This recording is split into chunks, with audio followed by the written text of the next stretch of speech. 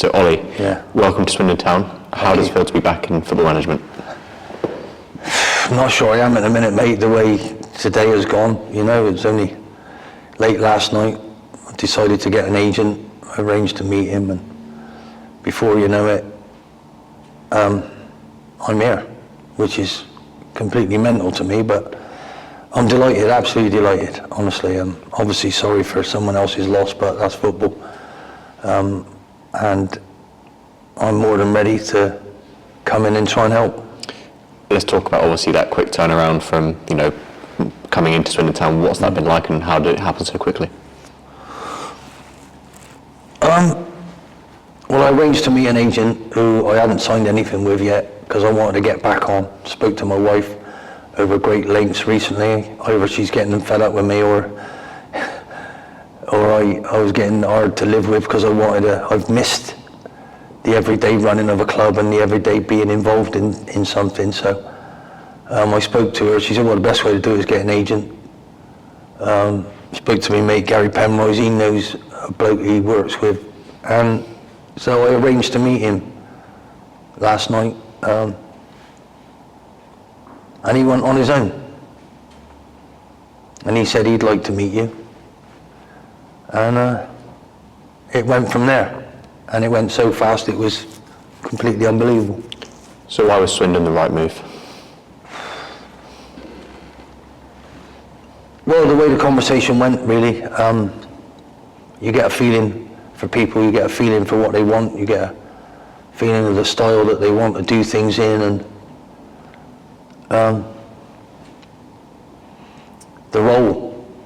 what the role is that they would want me to do, and the influence that I might be able to have on all the club in this short period of time that I'm guaranteed, which I'm also happy about because I've got to prove what I can do.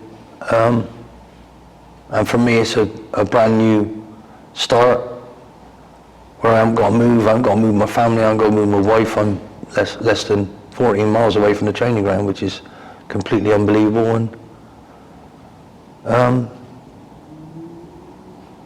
that's it. 1 minute you're there and you're not in it. I wrote an article a couple of weeks ago or a week ago saying that I really missed the game and I'd love to do it.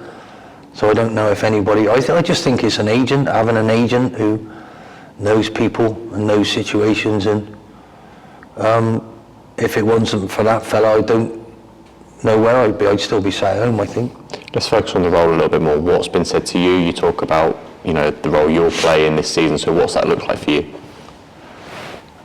I think it's quite simple, really. I'm coming in, I don't want to change too much. I want to look at what we've got, look at the way it's been going so far, and give everybody a bit of a lift and talk about my experience and where we've been and what I want, and see if I can get a slightly different feel around the place. That's what football's about, really, is getting a feel, a good feeling instead of a bad feeling. And that can really happen very, very quickly. And then you get on a bit of a roll. And I interviewed Neil Warnock last year or 2 years ago, when he went to Huddersfield and he managed to get them out of an unbelievable situation. And I was jealous. I thought, wow, that's the way to go, that's the way to do it. And I got my opportunity now, I think there's some great talent in the team, and I think missed a couple of senior pros who might be coming back, and it's all then about where they're going and what they're doing and how they see things, and more importantly, it's about the crowd as well. I want the crowd to enjoy the journey, what we're going to try and do, and try and make an identity where we do play some wonderful football like Glenn Hoddle did for you. Absolutely marvellous fella and wonderful times, and it all ends in tears, doesn't it? It did then, you got relegated, but wow, what a time in your life to see, and particularly with homegrown players, it's really important. They've still got an academy, they still want to try and produce their own, and you got Hinton, you got McGregor, you got a chance, you got Bycroft, there's some people that I believe there's a chance, and you know, I'm delighted to have that opportunity, and I get it. I need help. I need people to be on side with us and try and create an environment where the lads aren't afraid to fail. It's a very new group, and I don't want them to be afraid to fail. They're not part of the past, they're part of this future, and you know, the Blackpool crowd helped tremendously well with that success. This is the best trip we've ever been on. We were 2-0 down and they were singing it because they were enjoying what we were trying to do. But, you know, nothing's ever lucky. You've got to work hard. And as long as these lads wear that badge with pride and work as hard as they possibly can, I don't care if they've made a mistake. They won't be getting slaughtered by me. They'll be getting enthused and encouraged and shown how to do it right, and then taught how to do it and given another opportunity to do it. And that's how I've lived all my life, you know, and sometimes it hasn't gone well and it hasn't gone right, but I could have never really tried any harder. So I'm ready to start again. I feel totally revived. I'm only 61. I'm fitter than I've ever been. Sick and fed out of going to the gym every day. I need to get back into a life which I understand, and I know who I am and I know where I am. And I've got some personal reasons I really want to do that as well, to get over 1,000 games. I'm 11 games short of that magic number, and I don't deserve that, I don't think. I want to do it. I want to get in that gang, and I want to finish my life on a happy note, not a bad note, and I'm determined to do that with a club just up the road, West Country Club, very proud club, been here a long, long time. If I can help them on my doorstep achieve some wonderful things, then great. That's what I want to try and do. And the wonderful thing is maybe getting a win. That'd be a good start, wouldn't it? Maybe getting a draw, then maybe getting a win, and then maybe getting on a run, and then maybe moving up the table, and then maybe getting near the playoffs. Who knows? Who knows? But life is about being part of that, and I think fans have a massive part to play. When you haven't got what you want over a few years, you've got to realise, hang on a minute, am I going in with an attitude that's not right? Can you help me with these lads? Is it a wonderful environment to play? I used to be terrified to come and play there. One off, I knew my family would get wet up the away end if they were there watching. But your team was dogged, it was horrible to play against. It was, the fans were out of passion, you know, and as I say, we've always been enemies, but we're not anymore. So hopefully you won't hold Bristol Rovers against me. I'll let you off for beating them the other day 4-0. I mean, there's a lot to take from that. I think the first question would be, you talk about bravery and getting behind the group and the players and yourself, and how important is that going forward as we look to deliver more success this season?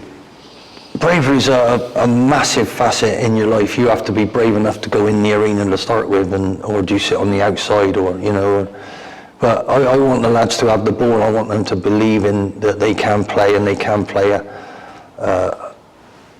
a style that is befitting of any professional footballer. I'm not talking about playing out at the back. I'm talking about getting attacking options, playing exciting football, going forward and attacking and hurting their back line as many times as we can in a game, and sometimes getting it up there quickly on a diagonal, which is not a long straight ball. It's about moving them around and outnumbering them where we've put it, and playing a bit like my Blackpool team did, my Palace team didn't want to play that way. I had to learn different things, blocking passing lanes and then counter-attacking. You know, I'll soon find what I think is our biggest strength, and it won't be too different to what we've been trying to do, but it will be something that I believe these lads can thrive at, and that you, the paying public, would enjoy watching. I want to ask you about that. Obviously, you've had an extensive managerial and also playing career, so how important is that experience going to be that you'll provide to these younger players and also this group in League Two at the moment? I hope it's vital to them. I think they'll see that I'm enjoying every day. I'm enjoying that pressure. I know what it's been like. I could retire, I could sit at home, I could do whatever I wanted to do with my life now, but I choose to come in here. And I choose to look at where we are, and I believe we can be better than that. I strongly believe that, and I want them to take that from me into them and go out and do it. And I need some help with that. And I believe you'll understand exactly what I'm trying to do. You'll understand because I will talk to you through the media and through the events that we'll put on, that they can come and ask me questions. I'll be as open as I possibly can with the supporters to make sure they're absolutely on point with what we're trying to do. And then you have a part of owning it. Do you get what I mean? You own what we're trying to do, and that'll give you that extra bit of pride. We appreciate your money, we appreciate your loyalty, you're coming all the time. You got to understand that we're not in a situation where we can win every week at the moment, but I'm hoping we can put all of that together in a style that you would pay to watch and help us with the confidence of this group and this team. And make them understand the absolute dire importance of every step and every stride they take. We are there with them. That seems to be the big thing, isn't it? And when I speak to you, it's the getting the fans behind us, the players supportive, and what your style is, and how key is it to bring everything together to deliver success for the remainder of the season? I can only go by how I felt when I was a player, and I was so proud of Bristol Rovers. The supporters could see that. They brought me up, they told me the truth. Other clubs told me how great I was going to be. They told me that, honest, you might not make it, mate, it's down to you. And every senior pro I had at that club absolutely nailed me to the floor and made sure that I was a good pro. So the fans loved the fact that I spoke like that about the club, and they supported me personally.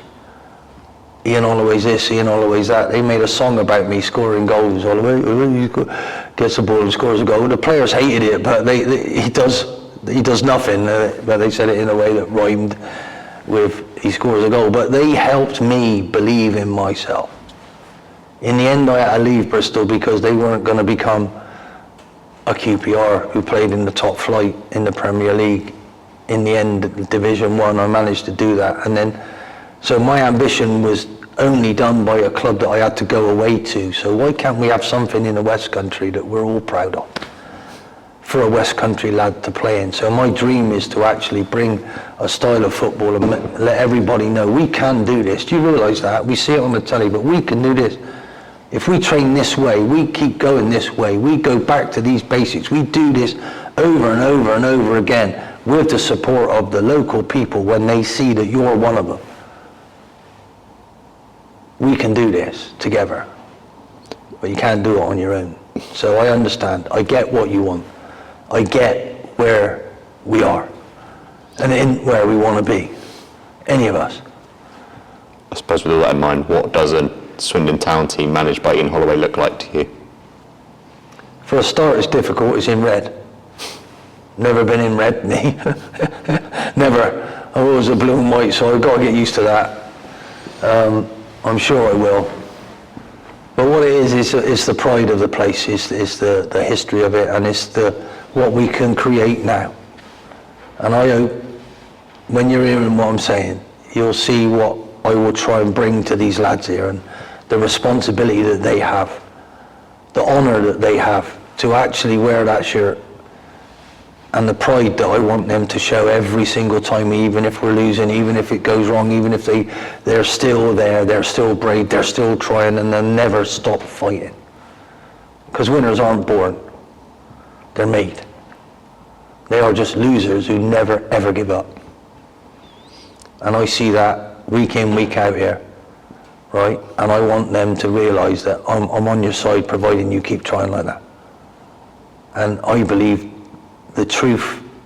You think I won't tell them that they're not doing that right? I might have to learn how I speak to people these days, relearn what I do, because I'm not a dinosaur, I'm not old-fashioned, because I played a certain way that opened up the Premier League a little bit. We attacked everybody at Blackpool. Didn't quite stay up, but we attacked everybody. We weren't scared. We had to play the same way. But it's all about all of that I've learned. I want to try and share that with some young lads here, some old lads here, to actually get them to really truly understand how much a privilege it is to be a professional footballer in this part of the world for this football club and what it means. And at the end of the day, at 61, I've seen an awful lot of things. You mentioned about bringing a smile back to people's faces. How important is that for the players, the club, the fans, everybody involved with Swindon Town? If you are smiling, there's something in your life that gives you joy.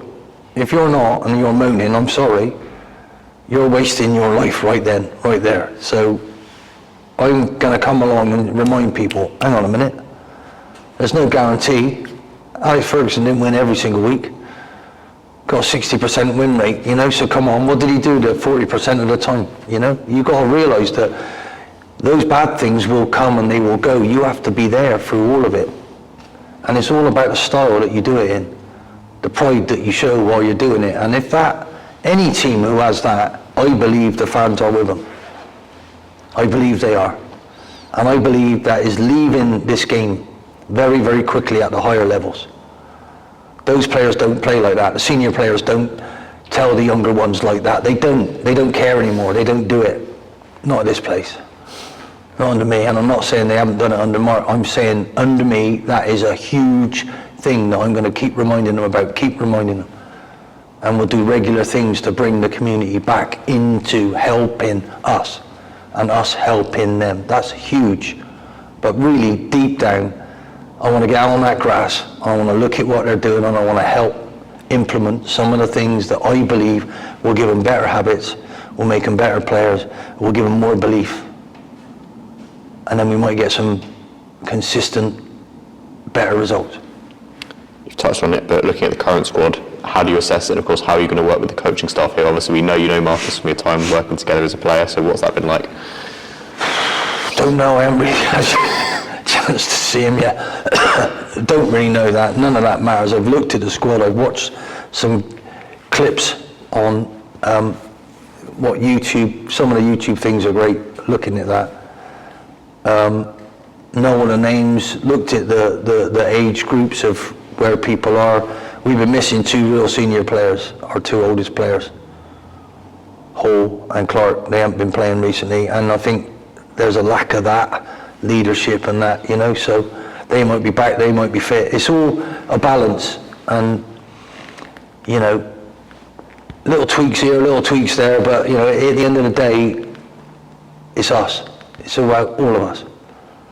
And I can't, your responsibility as a Swindon Town football supporter is absolutely massive to help me try and get us playing a way that you want to see and win and draw and go through the ugly moments, still proud of what the team are doing for you, right? And I want that team to really truly do it for you, and I want you to see that. If you don't see it, I'll be moaning at them as well, right with you, because that ain't what I want, and I'm not putting up with it, not tolerating it. So call me old-fashioned, but I'm not tolerating them who are I tried till I die. It's going to say on my headstone. And I try and rub off on better people, better players than I was. And we got loads of them in that room. I'll find out more and more about them. I'll try and make sure they are at it and on it. And I'll give them some things that I think can help them. And I've played in all four divisions. I've managed in all four divisions. And when I first went to Grimsby, it made a difference. I'm hoping we're going to get that side of Grimsby, but COVID hit and it went wrong. It went massively wrong. I didn't want to be there anymore. And I wasn't there when they went down. Nowhere near me. Weren't even in the bottom. We were in the bottom three, so we got to sort our lives out. Can't wait to start. Can't wait to start. I get that impression from you. You just seem just so eager to get back into foot management, show what you can do. Obviously, you've managed briefly at this level before, so how keen are you to get back out there and show this is the sort of football that Ian Holloway side can play? I'm just very pleased that I've got another chance in my life to actually not end on a bad note. I don't deserve that. I don't deserve that for my time at Grimsby. I didn't deserve that. That was forced by other things. No crowds anywhere. One man owning the club totally, having to pay all the bills. He didn't want to anymore. You know, there's all reasons, but none of that matters. All I want to do is get back out on the grass. And I want to be judged by the end of this, whenever it is, as have I made any difference? And all I want to do is work on that, concentrate on that, not talk about it, not do it, just no problem, I'm here, and I'm going to be talking their ears to death. I'm going to be making them practice to try and get in habits, try and get in the habits that I believe some of the teams that I've managed have managed to get into, and it changed their lives and careers. So hopefully, can I do that in 7 months? I don't know. I'm going to do it as quickly as I can to try and help everybody, and I'm asking you to truly help me with your atmosphere and your attitude when you come into the ground. I haven't had a chance to see anybody today. It's been a terrible day, really, truthfully, when someone has lost their job. But what I'm saying tomorrow, I want us at that ground, and I want to feel a fresh presence of optimism. What is confidence? Confidence is an anticipation of a positive outcome. When was the last time anybody drove to our ground as a player or as a manager or as a spectator with that air of optimism? If you do it every week, brilliant. Come in, spread it around, fantastic. I'm not sure when it was.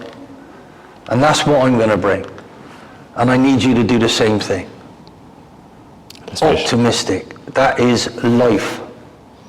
Let's finish off on that. Obviously, you will be with us for the Gillingham game, spectating for the first time live. What's your message to supporters on a final note? We need you. We need your songs. We need your enthusiasm. I can remember when you were going in the playoffs. I remember, oh my God, when Clem first came. I remember all of that. I was jealous of it. You know, I was jealous of it. Come on. Why can't we do that again? But I need your help. I will try to do whatever I can in the time that I'm here to implement things till we can get a team that knows what it's doing and plays the very attacking, beautiful way and wins every week. We're not Man City yet. They can do it. But there's lots of other teams who we can look at and say, come on, we can rise, we can go, we can do this, but not without the wonderful supporters. I think the 7,700 last week, that's a fantastic gate. But if you can come through that crowd and make it feel like there's 27,000, and come on, that'll really help my team. And particularly if someone just makes a mistake. You see me screaming at them, shouting at them, moaning at them, I won't even blame them at the end. I'll show them what they got wrong, I'll show them what to do, and I'll try and be positive and give them another chance to do it. Because that's what we're going to do. We're going to do it together. It'll be a long road, I hope you enjoy it. I'm going to absolutely love every minute of it. Honestly. The joy of experience can give me that right now, where I am at my time of life.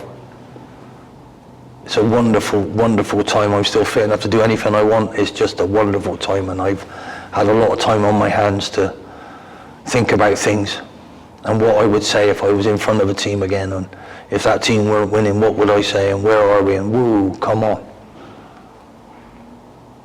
Can't wait to start.